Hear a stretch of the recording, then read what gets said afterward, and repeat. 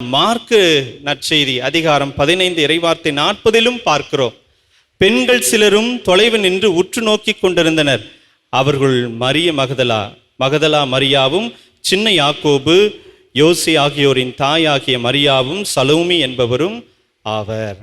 ஆகவே அன்பார்ந்தவர்களே, இயேசு செய்த அற்புதத்தினால, இயேசுவின் மீது அவர் கொண்ட தாகத்தினால், அன்பினால கடைசி வரைக்கும் இயேசுவை அவர் தொடர்ந்து செல்லுகிறார்.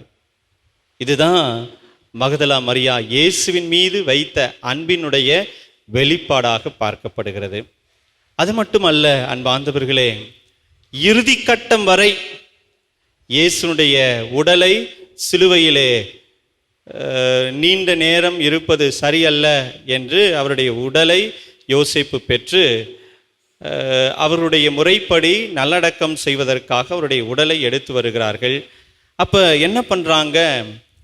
மார்க் எழுதிய நற்செய்தி 15:47 நாம் வாசிக்கிறோம். அவரை எங்கே வைத்தனர் என்பதை மகதலா மரியாவும் யோசேப்பின் தாய் மரியாவும் உற்று நோக்கி கொண்டிருந்தார்கள்.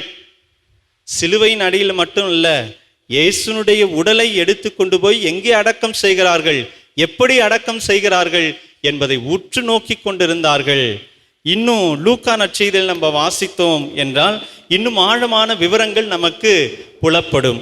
லூக்கா எழுதிய நற்செய்தி 23வது அதிகாரம் இறைவார்த்தை 55 நாம் வாசிக்கிறோம். கலிலேயாவிலிருந்து அவரோடு வந்திருந்த பெண்கள் பின்தொடர்ந்து சென்று கல்லறையை கண்டார்கள். அவருடைய உடலை வைத்த விதத்தை பார்த்துவிட்டு சென்றார்கள். அப்ப என்ன புலப்படுகிறது? மரிய மகதலா இயேசுவை எவ்வாறு கல்லறையிலே அடக்கம் செய்கிறார்கள் என்பதை பார்க்கிறாள். ஒரு யூத ஆணை சரியான முறையிலே அடக்கம் செய்ய 40 நாட்கள் தேவை என்பதை நாம் பழைய ஏற்பாட்டு நூலிலே வாசிக்க கேட்கிறோம். அப்படின்னா என்ன அர்த்தம்? என்ன இதிலிருந்து புரிகிறது?